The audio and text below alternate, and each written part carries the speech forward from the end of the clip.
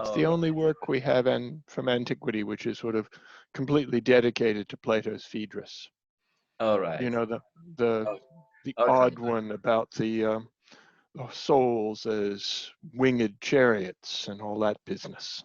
All right. Okay. Interesting. So if you let me, I start just a brief introductory note about you. That Dirk Baltzly is an Australian philosopher and professor of philosophy at University of Tasmania. He's known for his research on ancient Greek and Roman philosophy, and he's a fellow of the Australian Academy of Humanities. You have published quite prolifically on ancient Greek philosophy. You have co-authored the book Power and Pleasure in 2001, also co-authored Reading Plato in Antiquity, and also written on Plato's a commentary on Plato's Republic, as well as on Plato's Phaedrus. Is it true? Yes, yes. Right. Okay. Um, making more books for people to read. All right. Well, very rewarding, actually. Dirk, I try to divide our talk into two sections, and the first section, I will try to devote. Actually, at least my questions will be focusing on the general reception of Stoicism. I start from the entry, and surprisingly enough for me, your entry in Stanford Encyclopedia of Philosophy has also been translated into Persian, and as a book, actually. And in the entry, I quote you that the Stoics did, in fact, hold that emotions like fear and envy, or impassioned sexual attachments, or passions like love or anything whatsoever, either were or arouse from false judgments, and that the sage, a person who had attained moral and intellectual perfection, would not undergo them. So that's the end of quote. So the general question, what is the significance of Stoicism? The significance of Stoicism in that regard has been a very, very potent legacy. So, I mean, if you think about views in the ancient world about the emotions, you can sort of locate them on a sort of spectrum of a divided self to a unified self. Mm-hmm. Right? Think of Plato's view in the Republic as the sort of divided self. Mm-hmm. And this is surely true to some of the ways in which we experience emotions. Right? He talks about the thumetic or spirited part of the soul. Mm-hmm. And, you know, when you see people doing silly things, right? Protesting against COVID restrictions by not wearing a mask, right? You feel this anger build up inside of you. How can they care so little about other people? Mm-hmm. And it feels like that anger is sort of alien. It's a force that is different from the rational mind and can overpower it. Mm-hmm. And Plato's theory sort of speaks to that, right? Because he compartmentalizes the soul into a rational part and an emotional part. Mm-hmm. Mm-hmm. As usual, Aristotle is the happy middle view, right? He thinks that emotions are partly made up out of judgments and partly out of feelings. Mm-hmm. Mm-hmm. And so in his very, very practical work called the Rhetoric, which is meant to guide public speakers in, among other things, manipulating the audience's emotions, he Right. tells them what these emotions are. And anger, he says, is a feeling of pain which is occasioned by the recognition of a conspicuous slight to you or your friends, Mm-hmm. together with a desire for revenge. And he even says there may be a further feeling of pleasure as that desire for revenge gives way to the imagining of you getting yours back. And that's why we say anger is sweet. Mm-hmm. Right? So anger is a package deal then, right? It's a feeling, Plato was right about that, but it's a feeling that arises from a judgment. All right. Now the Stoics are on the opposite side of the dial, and they say, oh yes, that's right, judgment is in emotion, but that's it, right? All right. An emotion like anger is in fact purely a species of judgment. We don't feel it like we feel other judgments that we make, right? So I'm involved in a competition to tip or to predict the correct outcomes in our Australian Rules Football League. And so very carefully this morning, I weighed up the odds of my team winning against their competition tonight, and I made my prediction accordingly. That clearly feels like a judgment. You know, I'm weighing up the evidence and thinking about what I should do. I don't feel like there's a decision to get angry. Right? Yeah. But the Stoics say, look, there's Right. lots of decisions you make that you don't feel like making a decision. Right. Right? Right. So they think that emotions operate roughly the same way that we think prejudice or sexism operates. Right? So to go back to this football example, right? You know, I've got a spare ticket to the football, and I don't even think twice about offering it to one of my male friends. I don't consider that one of my female friends might like to go, because after all, right, if I thought it through, I would realize, oh yes, women like football too. Right? But I prejudged the situation. I made a judgment without being fully conscious of what I was doing.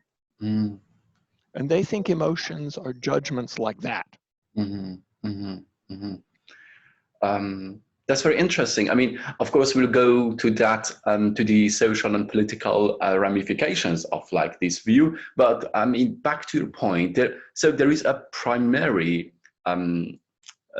made or defined distinction between emotion and feeling also there in Stoicism. Yeah. So, I mean, their word for emotion is a pathos. It's literally an undergoing, right? True. It's what happens to you. And so when they say that the Stoic sage or wise person is apathe, that alpha there is a privative, like un, they don't mean that you're apathetic in the ordinary English sense. They mean that you're a person to whom nothing merely happens, right? As a consequence, you don't, as it were, have these judgments dictated by the sort of clash between your circumstances and your not fully aware character. Rather, as a consequence of reflection on your character, you've taken a sort of active charge of the judgments that you endorse. And so there's a sort of process of bringing to consciousness judgments that you're, as they suppose, are making, but aren't aware that you're making. Okay. And it's curious that cognitive behavioral therapy for depression often borrows from some of these sort of Stoic spiritual exercises for bringing to consciousness some of the implicit judgments that you're in fact making about the world and situations. Right. Right. Wow. Interesting. Yeah. Well, the second point in the first section of our talk I've written is the relevance of ethics and what the Stoics called eudaimonia. I mean, that's a bit deceiving because Aristotle also used that word, and there seems to be some differences between Aristotelian grasp of eudaimonia and the Stoic grasp of it. Could you please elaborate on that? Of course. Let's begin. I mean, eudaimonia is everybody's term. And if you read English translations of ancient texts, I don't know what they do with the word in Persian translations. But in English, it's often happiness. Mm. Sometimes it's flourishing. And sometimes blessedness. And sometimes blessedness, though that's more often makairos. Right. The idea they've got in mind is a sort of objective condition of human well-being, Mm-hmm. right? The sort of full realization of the human potential. Mm-hmm. And in that respect, it's more objective than some connotations of the English word happiness. All right. Because that seems like a feeling that kind of comes and goes. Mm-hmm. Sometimes I think people convey the sense of what's going on with all these ancient Greek philosophers by treating eudaimonia as synonymous with success, Mm-hmm. Mm-hmm. but not success in the sort of conventional sense, right? With the big house and the promotions and so on and so forth, but success in terms of being a human, right? Fulfilling the human job. So the Stoics and Aristotle both agree that, right? Fulfilling the human job is the thing that we unconditionally aim at. That's eudaimonia. Mm-hmm. They just disagree about what it is, and they disagree about how fragile it is. Mm-hmm. Mm-hmm. And by fragile, I mean whether external circumstances can derail your eudaimonia. True. Mm. True. I mean, Right? yeah. Um, there. I mean, but interestingly enough, these virtues. I mean, like these four cardinal virtues are present in both Aristotle and among Stoics, like this practical wisdom, temperance, justice, and courage. But it seems that for Stoics, it is all dependent on the knowledge that you have of all Correct. these cardinal virtues. That's right. But I mean, that's a sort of a natural consequence of their strongly monistic psychology, right? Because Aristotle agrees with Plato that there is something like an irrational part of the soul. And the Stoics just categorically deny this. Mm-hmm. What we call irrationality is just reason behaving badly, right? Your reason right down to the ground. Mm-hmm. Mm-hmm. So let's take a phenomenon like desire, Mm-hmm. right? You see that beautiful Ferrari and you want it, right? You see your best friend's beautiful girlfriend and you want her, right? Mm-hmm. The Stoics think that even desire is a product of judgment, right?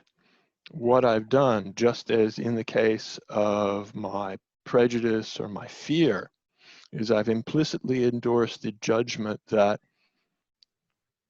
that's a good thing, worth having, right?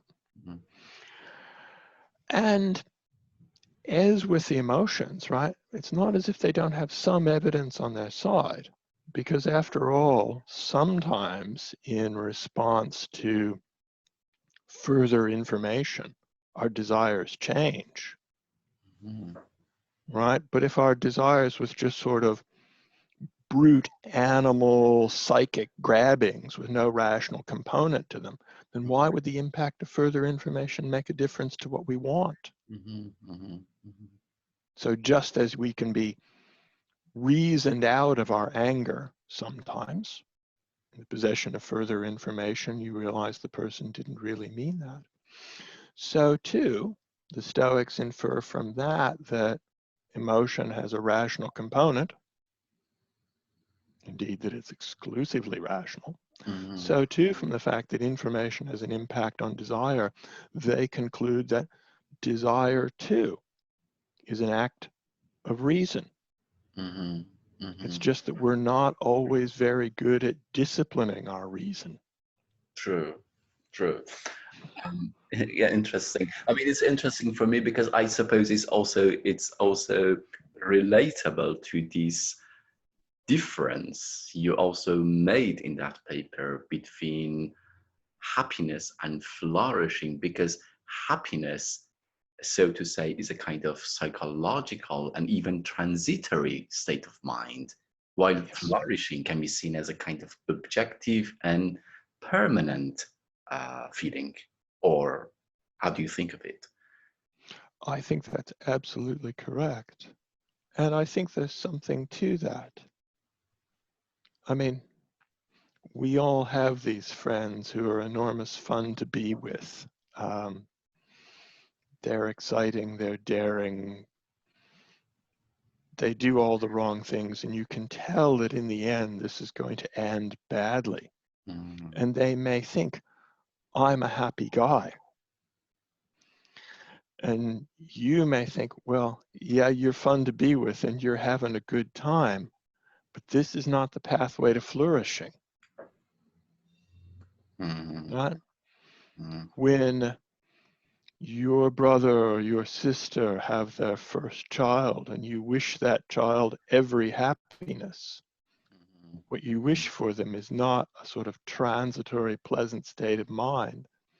Mm. You want them to be successful as humans, not to realize the sorts of talents that they're born with and live in a really excellently human kind of way.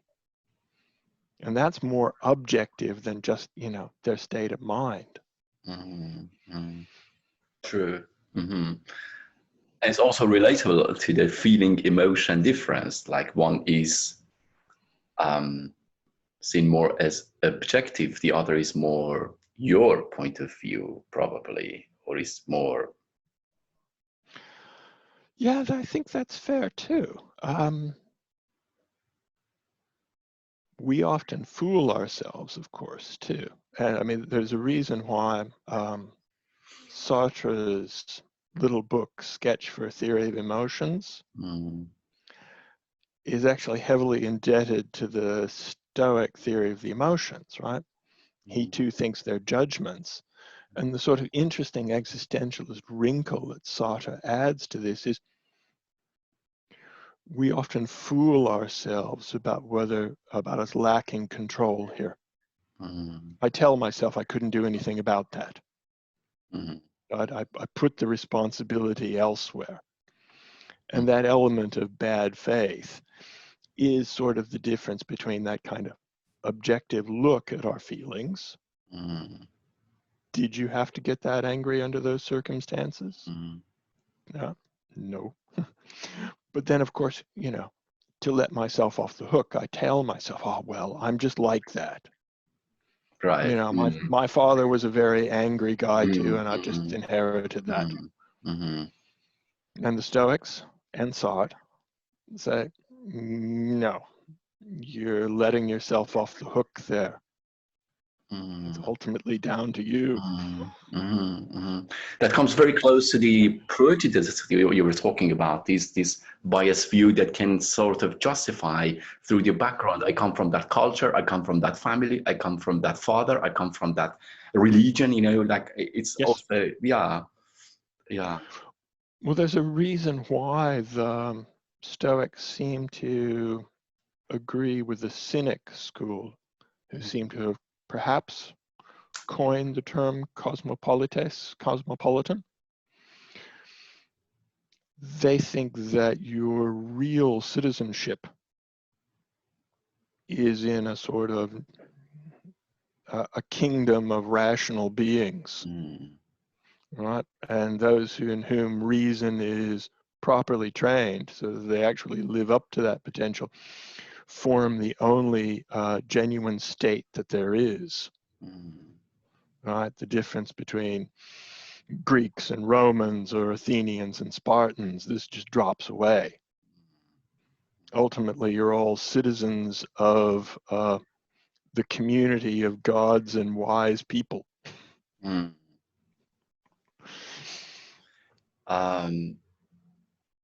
True that. I mean, in the short chapter that you generously sent to me, which is called "Simple Living in History," I suppose. You're talking about what is a virtuous life from the Stoic point of view, and being like wise, courageous, self-controlled, and just are attributes which might pass the stringent test. What is this stringent test that you talk about? Okay, good. If you've had any acquaintance with sort of Immanuel Kant's little book called The Groundwork, The Metaphysics of Morals, he's got this argument in there that the only good thing is the goodwill, right? Because he considers, you know, pleasure, could that be the good? Well, he says, well, no, people take pleasure sometimes in hurting others, and that seems repugnant. So pleasure can't be the good.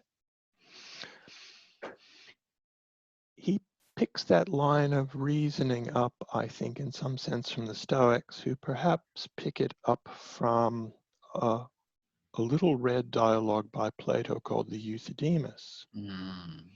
In the Euthydemus, Socrates gets his conversational partner around to the position where he agrees that the only thing that is genuinely good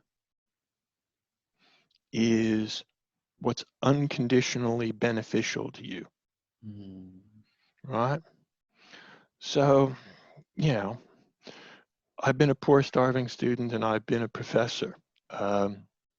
Having money to buy a nicer quality wine is nice, right? Is money unconditionally good? And the Stoics and Socrates said, no, of course not, because among other things, it can be used badly and it can be used in ways that don't genuinely benefit you, though you may think at the time that they do. And so the idea is that happiness, in the sense of flourishing, depends on the possession of that which is good. Since happiness is something that we pursue unconditionally, right? Who does not want to flourish? The good has to be something that unconditionally benefits. But they think the only thing that passes that test is virtue. And the reason for that is it looks to them like a just sort of analytic truth, a truth of language, that since what is done kat arete, or virtuously, or according to virtue, is done well, eupratein. Those are just convertible for them. And of course, what's done well is done successfully. And what is happiness but success at the human job? So this just looks like a strict entailment to them. And they think, well, virtue unconditionally benefits because there's no circumstance under which I would want to act unsuccessfully. Right? Yeah. Who wants to be foolish? Who wants to be cowardly? Who wants to be lacking in self-control? But I can imagine situations in which I'd be better off being poor. Yeah. Since virtue is the only thing that passes that stringent goodness test, the Stoics suppose that it's both a necessary and a sufficient condition for happiness. QED.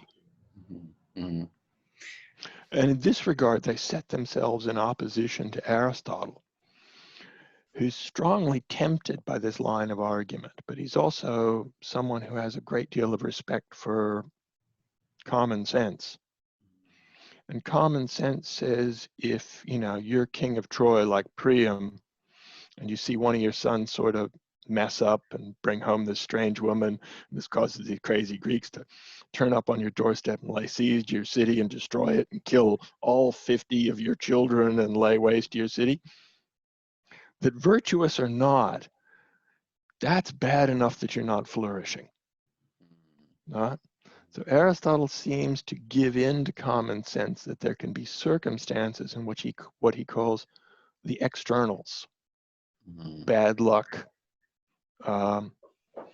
lack of noble birth, not being good looking, because being good looking is very important to the Greeks. That these things can spoil our happiness, our flourishing. Yeah, but sorry to interrupt you, Dirk. But interestingly enough, health is also defined as an external Yeah. factor. I mean, Yeah. it's also defined as a, it can, I mean, you have an example that's interesting. You have this example of this soldier being conscripted by these Nazi SS.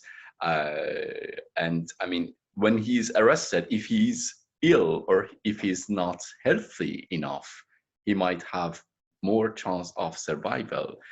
Or Yeah, well, he certainly won't be called upon to do the evil deeds that he's required to do. I mean, the example is actually a Stoic one, right? If you are ill and you are commanded by a tyrant to do something shameful, you can't do it.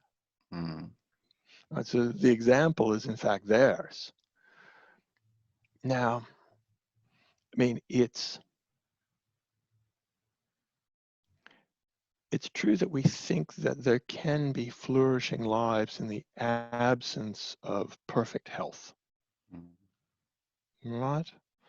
I mean, if we concentrate on, as it were, sort of intellectual flourishing, right? There's a sort of realization of the full philosophical mind. You might think that the late Professor Hawking, right, has a flourishing intellectual life. But Aristotle's view is, well, look, his disability may mar his blessedness, his makairos. And the Stoics are just not having a bar of that.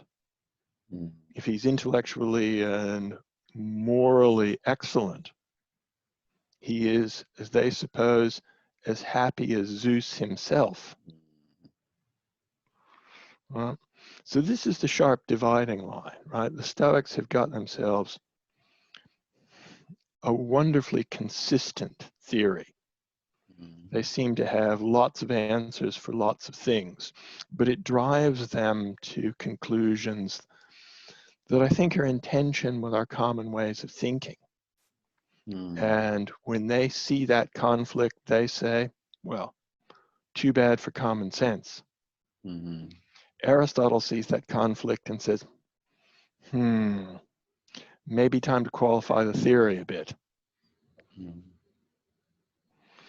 They're very different kinds of philosophers, I think. Yeah, true. I suppose just in order to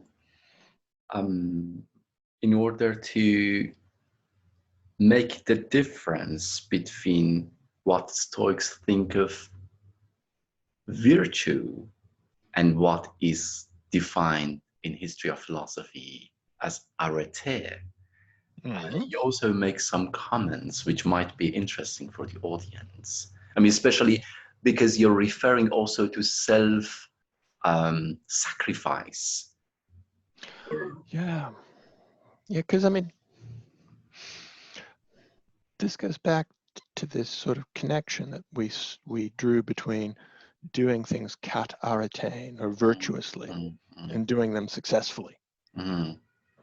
Ordinarily, we think there's a tension between virtue and happiness.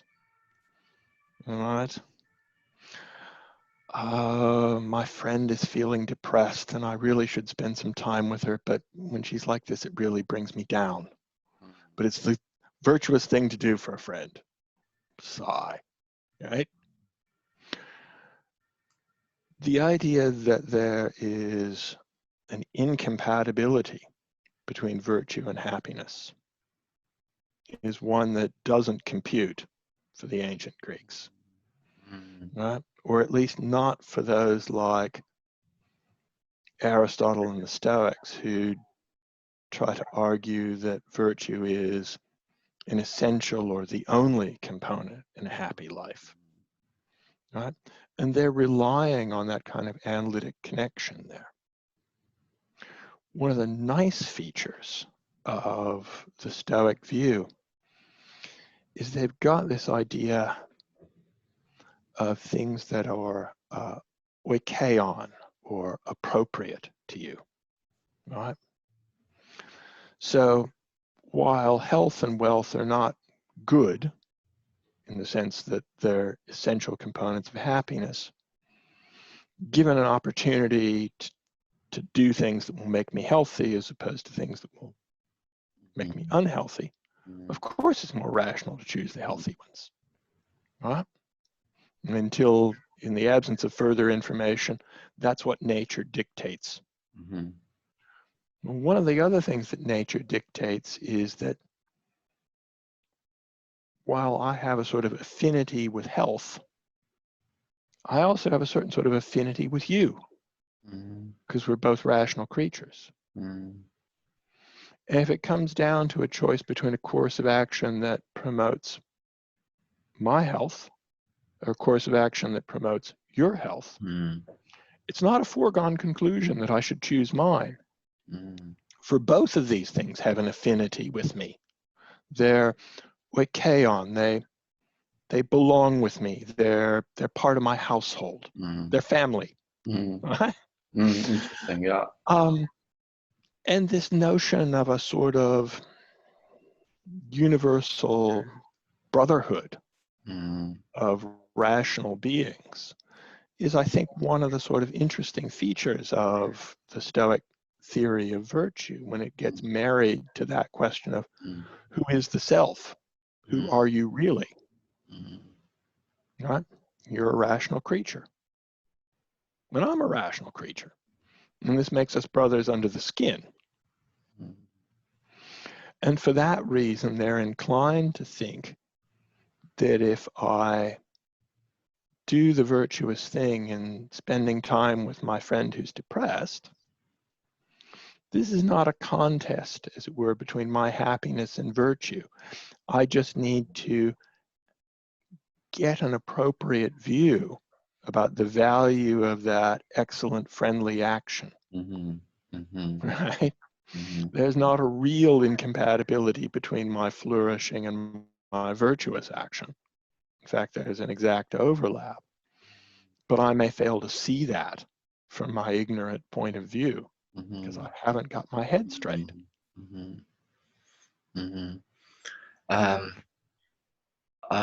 What's interesting is that aside from judging things as good or bad, they also have a quite wide and vast category called preferred indifferences. What are they? Those are those things that I said, sort of nature tells you they're your friends, right? They belong with you. So here I think they're probably distinguishing themselves again from their close competitors, the cynics. Right, so the cynics see the sorts of things that common sense tells us are part of success. Reputation, wealth, so on and so forth. And the cynics agree with the Stoics that nothing other than virtue seems to be good, and nothing other than vice is bad. And they say, well, the rest of it is conventional nonsense. I've got no more reason to acquire enough money to buy a house than I do, like Diogenes of Sinope, to live in a barrel in the street. Right? Everything except virtue is irrelevant. And the Stoics aren't willing to go that far. They'll say, well, look, it's irrelevant to your flourishing, but of course you live with other human beings, and we can't all of us be living in barrels in the streets. And the sorts of things that common sense tell us are worth going for, like health and security and a place to live, these are at least conditionally worth going for. Right? So when I'm trying to explain Stoic happiness seeking to my students, I'll use sporting examples because we're in Australia and sport is God. Right? So you think about at the Commonwealth Games in Queensland a couple of years back, there were Australian runners on the women's team who, had a chance of finishing higher. But there was a woman, a competitor, I think from Ghana, who had not had enough fluids, and it was a very, very hot day, and she was becoming disoriented and couldn't find her way to the finish line. They stopped and helped her across All right. and surrendered several places in doing so. Mm-hmm. So go back to things that are conventionally thought worth going for and the sense in which they're conditional. Mm-hmm. They decided that the conventional good of winning, in this case, had to give way. It wasn't to be pursued unconditionally. What was to be pursued unconditionally was good sportsmanship, Mm-hmm. right? And I think of the Stoic wise person in much the same way. The pursuit of the preferred indifference, Mm-hmm. health, wealth, friendship, reputation. Mm-hmm. These are, as it were, the sporting contest, which provides the sort of rules and framework, the equipment for demonstrating good sportsmanship. Mm-hmm. But what I really want is not to win, not to have the medal. What I really want is good sportsmanship. Mm-hmm. And sometimes competing honorably gets you the prize. Right. Mm-hmm. And when it doesn't, they suppose that the wise person feels no conflict and no regrets. Mm-hmm. If I had it to do over again, I would still help her find her way to the finish line. True. This is one of the reasons why sort of Stoic ways of thinking about this tend to be very, very popular among sort of elite sports people and the military. And And soldiers, yeah. Yeah. it's no surprise that Mm. Stoicism was popular among the sort of Roman elite and the senators, because they felt this coincided with their deep sense of honor and duty to Rome. Very interesting. Yeah. I suppose it's high time I started asking some questions and in relation to global pandemic. I mean, you also sent me this article from Brigid Delaney. Yes. Yeah, I suppose no, it was in this file you sent me. I found it actually, and I started reading that. That was quite interesting and rewarding. It was published in 17th of March 2020, like 4 months ago almost. And there, Yes. I mean, it's like Stoicism is defined as a good cure for the COVID lockdown blues, as you called it. In times like this, it's easy. I mean, as we have also experienced throughout the world, that everybody spirals into anxiety. People are feeling adrift, rudderless. Yes.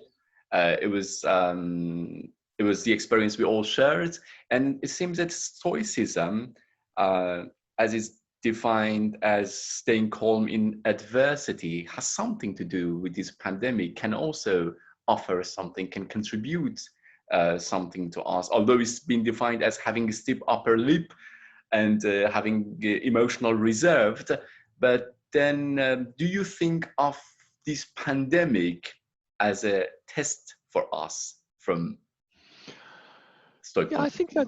I think that's really quite good. I'm not sure whether you've ran across the term yet, but I read something or other was it in the Washington Post a couple of weeks ago, about this bad habit that people have acquired during the pandemic that the author calls doom scrolling. Right, sort of scrolling through your social media feed, looking at all the stories about how bad things are going. And doing it obsessively and finding that you can't quite stop yourself from looking at how horrible things are. Right? And that seems to me to be the kind of thing that the Stoic Chrysippus describes when he talks about what's wrong with the emotions. Right? He thinks they're judgments, but they can get out of control. Like you start running downhill on a very, very steep hill, and eventually you can't stop. Mm. right? So too with doom scrolling, right? We start obsessing over these things and we lose our capacity to withdraw and gain an appropriate perspective. Now, one of the things that I was a little critical of Bridget Delaney's article about was I think she hasn't come to terms with the full cost of the Stoic view that goes with those emotional benefits. Right? God forbid that you or any of your listeners should lose a loved one in this pandemic. But of course, plagues and the death of loved ones was a feature of ancient life. And the Stoic Epictetus gives the aspiring Stoic student, as it were, sort of emotional exercises, right? Take your favorite cup, right, that you drink your afternoon tea out of, and remind yourself what it is. It's only a cup, and cups break. And if this one breaks, you won't be upset. And he says in the next sentence, remind yourself what your wife and child are, that they are mortal. And if they break, you will not be upset.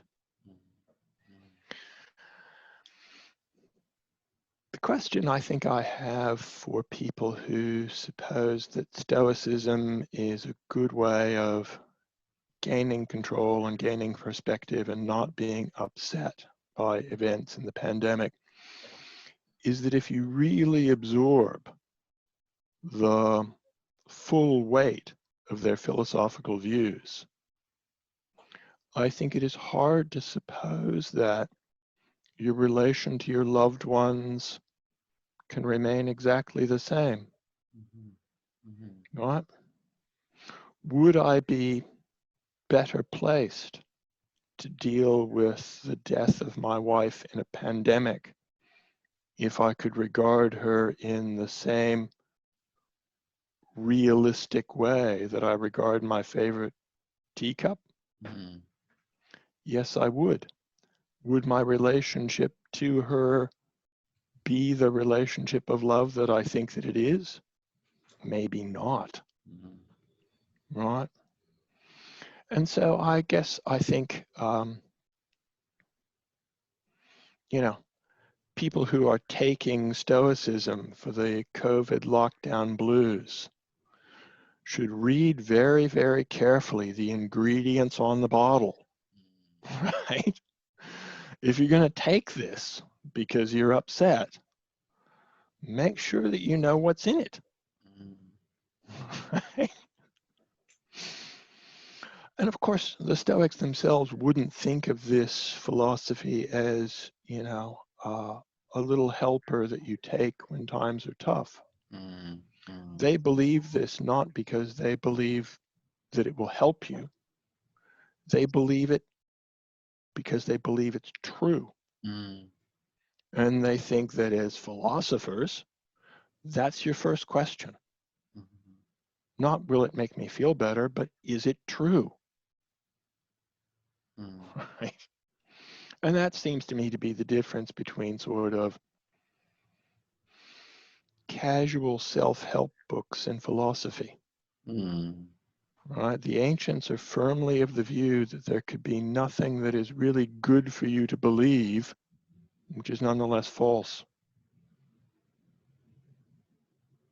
So you have to do the philosophy first. You have to look at the arguments and say, is it really plausible that the only good thing is virtue? So these 2 points that Delaney highlights in her article in Guardian, which are like, the first one is that we are all connected, and the second one was that this negative visualization. Do you find them as a kind of self-help approach or a philosophical approach in that regard? Well, I mean, Ms. Delaney is writing for a general audience, for The Guardian.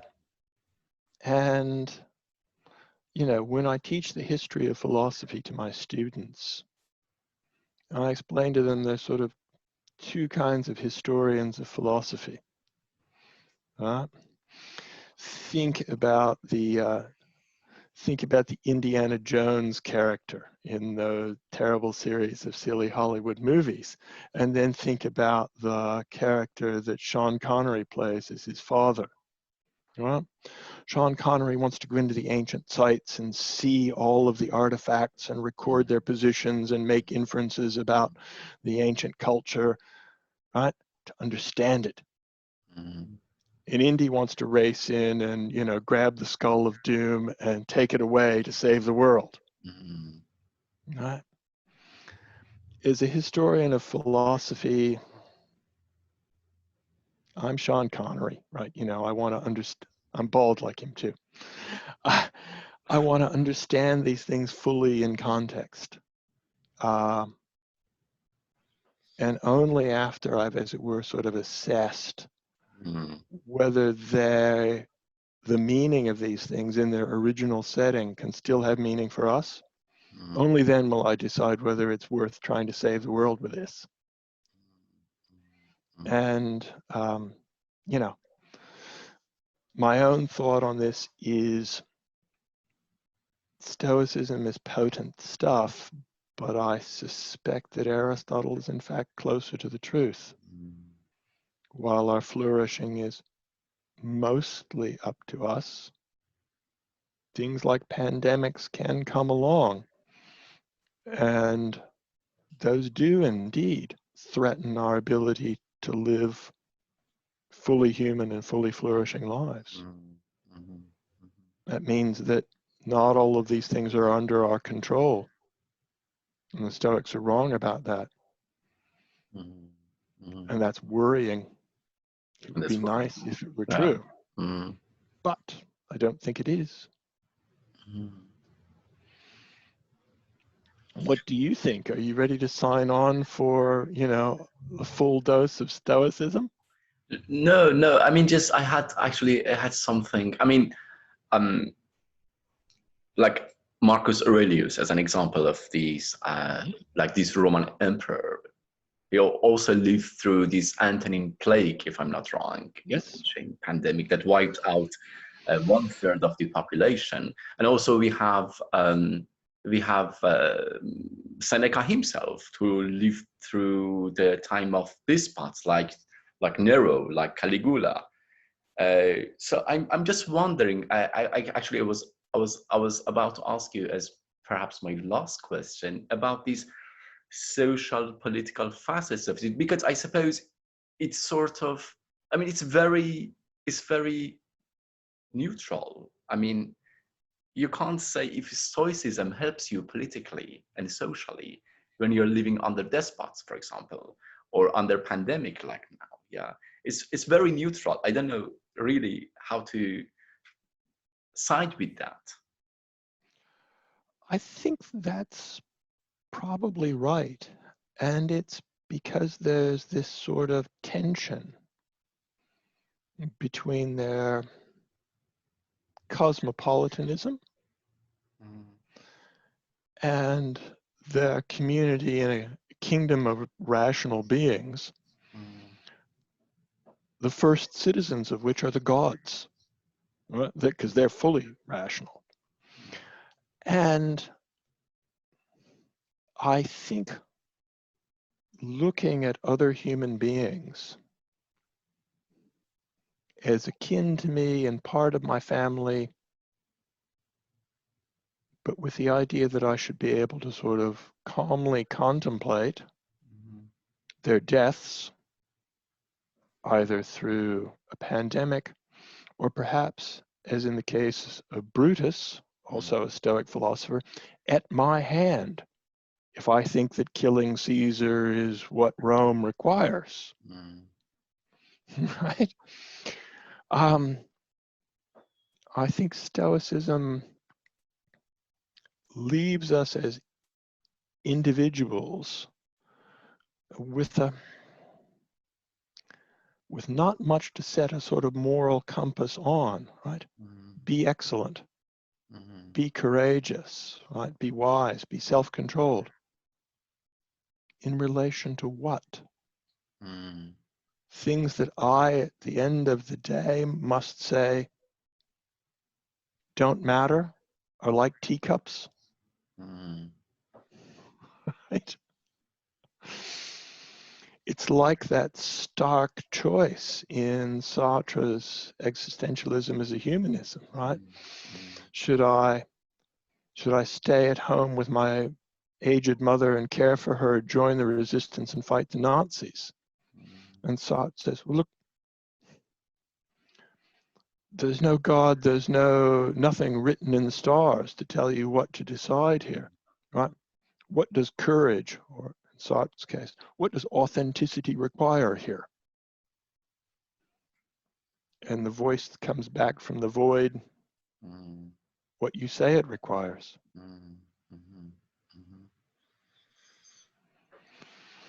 It's fascinating stuff. That's part of the reason I've written about it.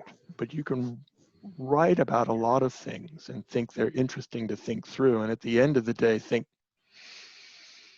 I understand the fascination, but I'm not sure this is true. Brilliant. Dirk, do you have any last remark, like generally for the audience? A bit of advice if you're interested in Stoicism. The ancient works that are most accessible to us are the works that are least theoretical. Right? So you mentioned Marcus Aurelius Seneca. Their writings are mostly about how you would internalize Stoic theory and live it, but they're not themselves theoreticians, or at least we don't have writings from them that do that. The problem with the theoretical end of Stoicism is that the first three heads of the Stoic Academy wrote heaps, but not a single work has survived. And so if you want to see what the theory looks like, you've got to put it together from fragments and reports. The best text for doing that is by A.A. Long and D.N. Sedley, called The Hellenistic Philosophers, Volume 1, from Cambridge University Press, published in 1987, I think. It's enormous fun to read Marcus Aurelius, because, I mean, he really comes off the page as a person. Because after all, what you're doing is you're reading his notes to himself. But you'd be hard-pressed to figure out from reading Marcus why he thinks the things he thinks, what he thinks the arguments are. Right? And that's just one of the sort of bits of historical tough stuff about studying Stoicism. It's why things like, you know, that Stanford Encyclopedia entry on Stoicism, I hope are helpful to orienting people to the texts that are accessible and available to a general public, like Seneca and Marcus Aurelius. But yeah, it's one of those historical bits of bad luck. Some books survive and some don't. No, it was. I mean, the peer entry on Stoicism in Stanford's Encyclopedia of Philosophy is absolutely illuminating and user-friendly. I mean, it was a Stoic style of writing about Stoic. I really appreciate that. And I should also thank you very much on behalf of the Iranian audience, myself, for the time and effort you made into this nice and kind discussion. And it is my absolute pleasure. Assuming that it in fact happens, the World Congress of Philosophy is supposed to be coming in Australia in 2022. All right, great. So perhaps if the world is back to normal again, I will see you in Melbourne in a couple of years. Yeah, absolutely. Definitely. And looking forward to meeting you in person. And if you happen to come to Berlin, of course, you're all welcome.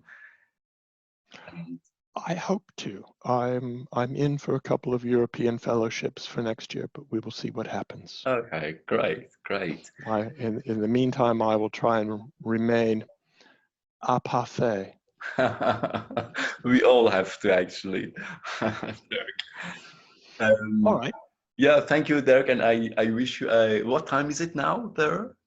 Oh, it's just gone 8 p.m. in the evening Oh, on a cold winter night. true. Yeah. Time for a warm glass of wine and All dinner. right. Yeah. Yeah. Perfectly. Yeah.